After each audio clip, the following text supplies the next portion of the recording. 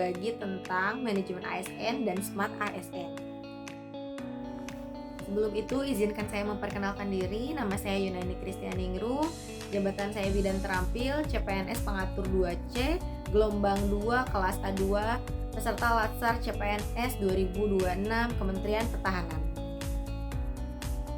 Kali ini saya mau berbagi pengalaman mengenai pembelajaran asinkronus tentang manajemen ASN dan Smart ASN. Jika kita lihat, zaman dulu persepsi tentang ASN yaitu ASN hanyalah menjalankan perintah atau mengisi absen. ASN hanyalah pekerja yang datang, absen, kemudian pulang. Namun pada kenyataannya lebih dari itu. ASN bukan hanya sekedar datang untuk bekerja, absen, lalu pulang. Setelah saya mempelajari manajemen ASN dan Smart ASN, membuat pemikiran saya terbuka bahwa ASN bukan hanya seorang pekerja yang absen lalu pulang, namun ASN sebagai manajer sektor pemerintahan publik. Setelah saya mempelajari agenda mengenai manajemen ASN dan Smart ASN ini, saya mengetahui bahwa pada kenyataannya ASN merupakan pengelola pelayanan publik yang punya tanggung jawab moral untuk memastikan setiap rupiah pajak kembali ke rakyat dalam bentuk pelayanan yang prima. Setelah saya mempelajari bab ini, ternyata kita sebagai ASN memiliki peran penting dalam pemerintahan di negara kita ini. Untuk mengikuti perkembangan zaman, ASN diperlukan untuk mengikuti transformasi digitalisasi. Paradigma dulu mengatakan bahwa orang yang pintar dalam digitalisasi itu dianggap hanya untuk keren-kerenan semata. Padahal setelah saya mempelajari pembelajaran asinkronus kali ini menunjukkan bahwa tanpa teknologi, birokrasi tidak akan berjalan sebagaimana mestinya. Jika kita lihat pada masa saat ini, teknologi bukan untuk menggantikan manusia, tapi untuk memangkas birokrasi yang berbelit-belit agar kita bisa fokus pada tugas yang lebih substansial. Dengan adanya transformasi digital, kita sebagai ASN bisa mengembangkan hal itu untuk menjaga lingkungan kita. Hal tersebut bisa berdampak untuk mengurangi penebangan pohon dan untuk mengurangi jumlah kertas yang kita gunakan sehari-hari. Pada saat ini banyak orang beranggapan bahwa melek digital berarti kita yang sudah punya akun-akun sosial media seperti Instagram, TikTok, YouTube, dan sebagainya. Padahal digital bukan hanya itu. Melek digital bukan berarti kita hanya memiliki sosmed, tapi lebih dari itu.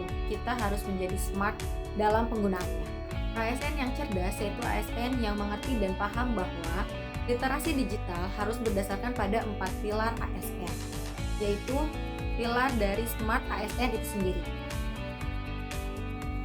Kita sebagai ASN haruslah mengerti dan paham dari 4 pilar Smart ASN itu sendiri. Yang pertama ada digital skill.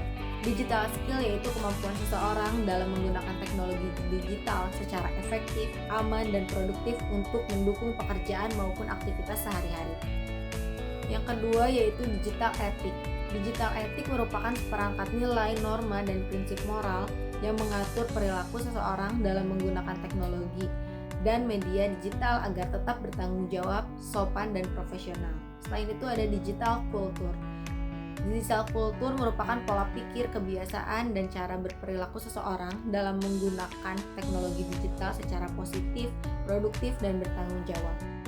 Poin keempat dari 4 pilar tersebut yaitu digital safety. Hal ini sangat penting untuk kita sebagai ASN karena digital safety yaitu upaya melindungi diri dari data dan sistem dari resiko penyalahgunaan, kebocoran, atau serangan saat menggunakan teknologi digital.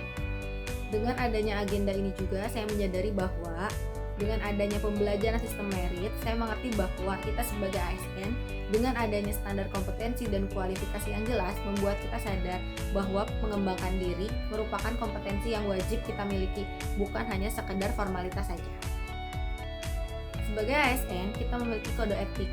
Pada zaman dulu, kode etik dianggap mengekang, namun pada dasarnya, kode etik dibuat untuk perlindungan bagi ASN sendiri, agar tetap profesional dan terhindar dari intervensi politik dan tekanan yang menyimpang. Pada pembelajaran asinkronus ini membuat saya mengerti bahwa kita sebagai ASN haruslah adaptif. Momen asinkronus ini mengajarkan bahwa menjadi ASN di era sekarang menuntut kita untuk terus belajar sepanjang hidup kita. Kita sebagai ASN haruslah adaptif terhadap transformasi digital.